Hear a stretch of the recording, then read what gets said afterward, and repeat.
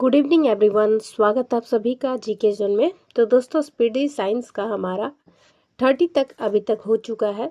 आज हम test paper 31 करेंगे। तो चलिए स्टार्ट करते हैं। चूँकि आप लोग बोलते हैं एक साइड कराने के लिए, इसलिए सीरियल वाइज हम करेंगे, लेफ्ट राइट नहीं, ठीक है। तो चलिए स्टार्ट करते हैं। पहला प्रश्न है, पृथ्वी के ध्रुव की ओर वस्तु का भार पे क्या प्रभाव पड़ता है। तो जब हम विषुवत रेखा से ध्रुव की ओर बढ़ते हैं तो वस्तु का भार बढ़ जाता है। इसका आंसर क्या हो जाएगा, बढ़ जाता है। पृथ्वी के ध्रुव की ओर वस्तु का भार बढ़ जाता है।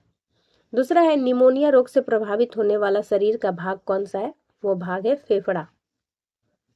तीसरा है, शुष्क बर्फ है तो ठोस कार्बन डाइऑक्साइड को शुष्क बर्फ कहते हैं। दूध से क्रीम कौन से बल के कारण अलग होता है। तो ये सेंट्रीफ्यूगल फोर्स के वजह से, यानी अपकेंद्रीय बल के कारण अलग होता है।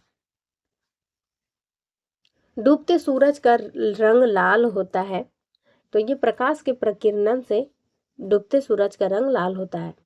यांत्रिक ऊर्जा से विद्युत ऊर्जा में परिवर्तित करने वाला यंत्र कौन सा है। डायनेमो यांत्रिक ऊर्जा को विद्युत ऊर्जा में परिवर्तित करता है। कांच क्या है। कांच एक अतिशीतित द्रव है।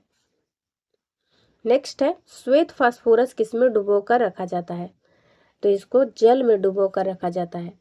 और सोडियम को केरोसिन के तेल में डुबोकर रखते हैं। नेक्स्ट है, कौन सा कांच लेंस के लिए प्रयुक्त किया जा सकता है। तो वो हो जाएगा फ्लिंट कांच। आवाज की तीव्रता की इकाई क्या है। तो ये डेसिबल है। हमारे शरीर का औसतन हमारे हृदय का औसतन वजन कितना होता है। तो ये हो जाएगा 340 ग्राम। रेगिस्तान में मृग मरीचिका का क्या कारण होता है। तो ये प्रकाश का पूर्ण परावर्तन के कारण मृग मरीचिका बनती है। चलिए आगे देखते हैं। नेक्स्ट है 13वां नंबर प्रश्न। पेंडुलम घड़ी किस ऋतु में अक्सर तेज हो जाती है।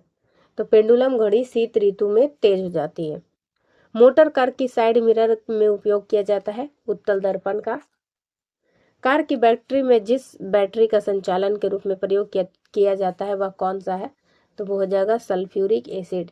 तो यहाँ प्रश्न थोड़ा सा अजीब दिया। कार की बैटरी में जिस अम्ल का बोलना चाहिए था, तो यहाँ पे अम्ल ना बोल के क्या बोल दिया गया, बैटरी का।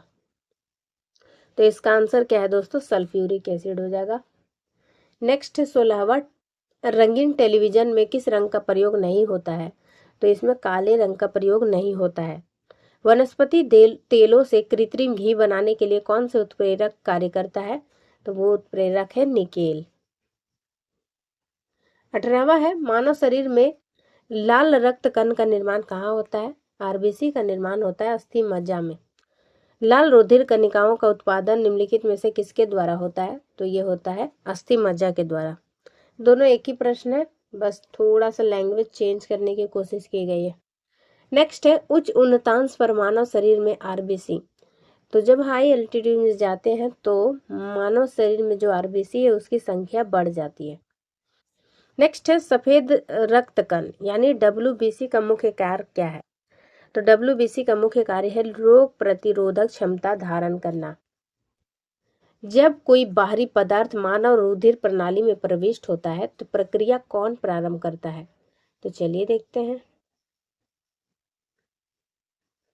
इसका आंसर है डब्ल्यूबीसी। नेक्स्ट है, कौन सा रक्त समूह सर्वग्राही है यानी कि सबसे ले सकता है। तो ये एक होता है यूनिवर्सल डोनर होता है, एक होता है यूनिवर्सल रेसिपिएंट। तो ये है ए बी, ये सभी से ले सकता है। और सर्वात्रिक दाता कौन सा है। तो वो ओ ग्रुप है। यदि किसी पुरुष का रक्त वर्ग ए बी हो तथा महिला का रक्त वर्ग बी हो तो उनकी संतानों में निम्नलिखित में से कौन सा रक्त वर्ग उपस्थित नहीं हो सकता है।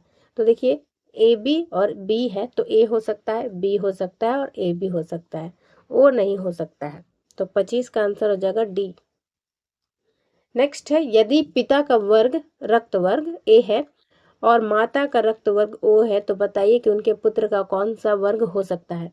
तो या तो ए होगा या फिर ओ होगा। तो ऑप्शन में देखते हैं, ए भी बिल्कुल नहीं होगा तो इसको काट देते हैं।